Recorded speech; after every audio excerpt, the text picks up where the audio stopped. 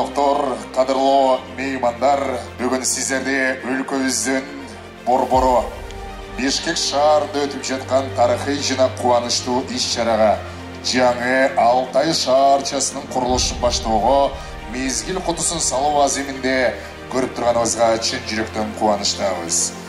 Кыргыз Республикасынын президенти Жапаров Садыр Нуркожоевич.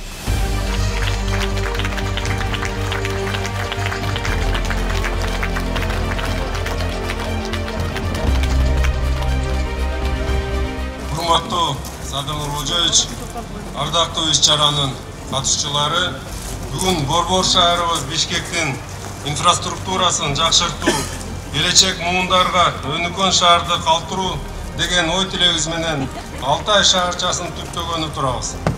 Баарыңыздарды бүгүнкү жакшы самал менен чын жүрөктөн куттуктайм.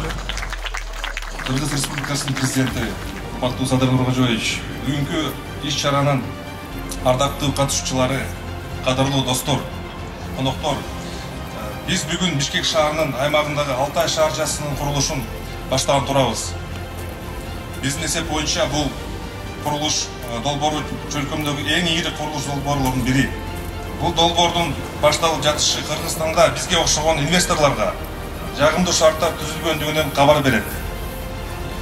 Ушундай шарттарды түзүп, ак батасын берген жаткан үчүн президентке терең ыраазычылык билдиребиз. Президенттин ак батасына таянып, долбоорду ишке ашыруу менен биз Кыргызстандын өнүгүшүнө өз салымыбызды кошобуз деп терең ишенем. Долбоор ийгиликтүү ишке ашат деп президент Садыр Нуркожоевич дагы, силер дагы ишендирип кетким келет. Сөз Кыргыз Республикасынын президенти Жапаров Садыр Нуркожоевичке берилет. Борбор шаарыбыздын урматтуу тургундары, ардактуу мекендештер, бүгүнкү иш-чаранын кадырлуу меймандары, азыркы учурда өлкөбүздө курулуш өнөр жай өтө тездик менен өнүгүүдө. Буга баарыңыздар күбө болуп келе жатасыздар. Акыркы жылдары курулуш тармагында бир кыйла өсүүлөр байкалып, республиканын булуң бурчунда жыл сайын, ай сайын жаңы имараттар салынып, аны менен кошо жаңы мүмкүнчүлүктөр дагы жаралууда. Бүгүнкү күндө курулуш тармагы өнүгүүнүн өзөгүнө, экономиканын кыймылдаткыч күчүнө айланды десек жаңылышпайбыз. Эл аралык каржы уюмдарынын аналитиктери 2025 жылдын жыйынтыгында Кыргызстандын ички дүң продукциясынын өсүшү 10,3%га чейин жетиши мүмкүндүгүн болжолдоп отурушат.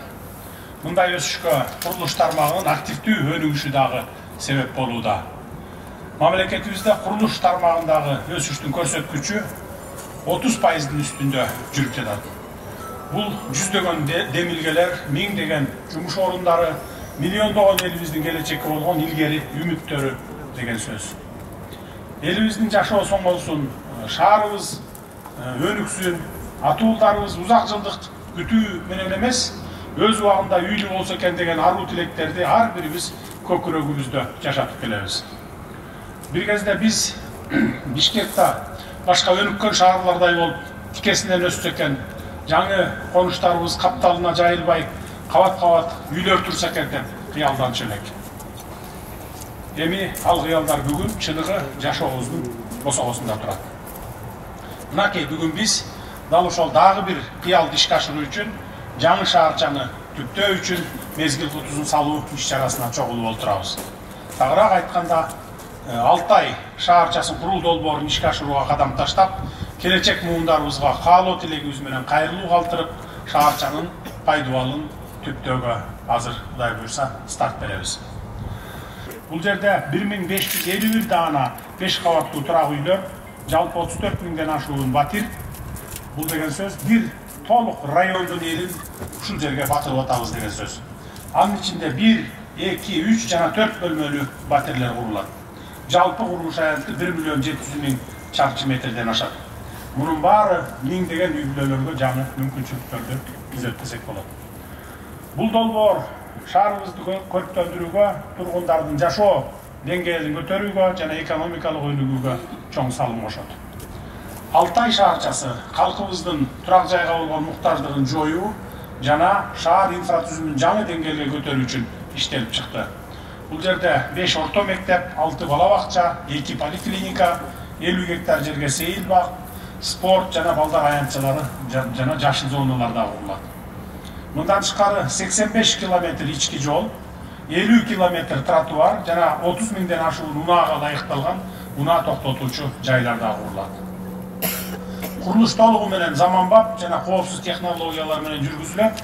Монолиттик темир бетон каркас, энергия үнөмдөөчү фасадтар, сапаттуу LED жарыктандыруу, сапаттуу инженердик системалар жана өрт коопсуздугунун бардык талаптары камсыздалат.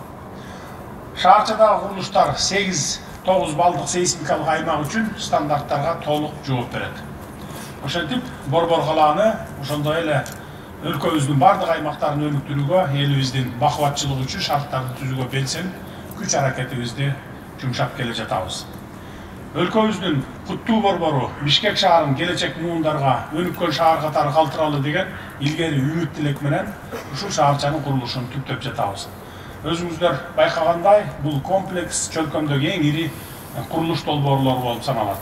Буюрса, комплекстин курулушу бүтүп, эл көчүп келсе, жаңы дем, жаңы чөйрө, жаңы маданияттагы өзүнчө бир шаарга айланары турган иш. Азыркы учурда 200 миңден ашуун жарандарыбыз турак жайга муктаж экенин эске алганыбызда, мында ири долбоорлор мезгилдин талабы. Биз калкыбыздын муктаждыгын канааттандырмайынча, элибиздин батасын алмайынча өнүгүүбүз кыйын. Алтай долбоору дал ошол муктаждыкты канааттандырып, элдин батасына арзыйт деген бекен ишеничтемин. Бүгүнкү иш-чаранын урматтуу катышуучулары, бүгүн мени бул долбоордун өзүбүздүн кыргызстандык инвесторлор тарабынан иштелип чыгып, ишке ашырылып жатканы мени абдан кубандырды. Ата мекендик ишкерлерибиз эмгегин өз элине арнап, өз жеринин гүлдөп өсүшүнө салым кошуп, келечек муундар жашай турган шаарчаны курууга белсенгени атуулдук парыздын бийик үлгүсү десек болот. Мындай эр азаматтарыбызды колдоп, алардын демине дем кошушубуз керек. Мамлекет менен бизнес кол кармашып, бир максаттуу көздөө менен иштегенде гана өнүккөн мамлекетти кура алабыз. Урматтуу мекендештер, дүйнө тездик менен өзгөрүп жатат. Өнүккөн өлкөлөрдүн өнүгүү темпинен артта калбоо аракет кылалы, алдыга умтулалы, өлкөбүздү жаңы тепкичке чыгара турган Алтай сыяктуу ири долбоорлорду колдоп, сүрөөгө алып туралы. Мына ушундай шаарчанын курулушуна мезгил кутусуна салуу менен биз кийинки муундарга жаркын келечек, жаңы турмуштун демин камдап жатабыз. Алар биздин ар бир аракетибизге баа берип, ыраазы болуп, кийинки муунга кам көргөндөрдү сыймык менен айтып эстей тургандай болушсун. Айкөл Манас атабыздын киндик каны тамган ыйык жердин атын көтөрүп, Алтай атанган шаарча ылайым бакубатчылыктын, ынтымактын очогу болсун. Ата мекендик ишкерлерибиздин аракети арта берсин, баштаган ар бир кадамы жемиштүү болсун, жараткан өзү жар болуп, баштаган ишибиз байсалдуу болсун. Бар болуңуздар, ишиңиздерге ийгиликтер боло берсин.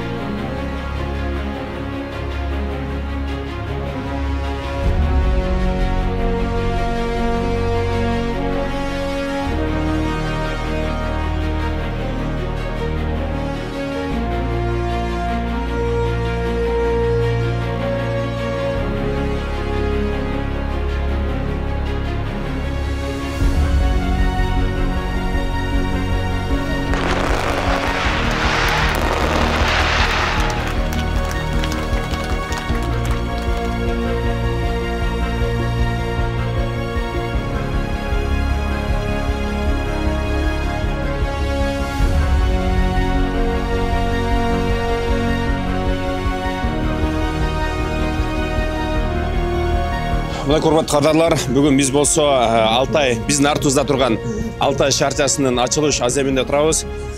Бир канча мүнөттөр мурун эле бул жактан биздин президентибиз келип, капсуласын салып, ачылыш аземин ачып берди.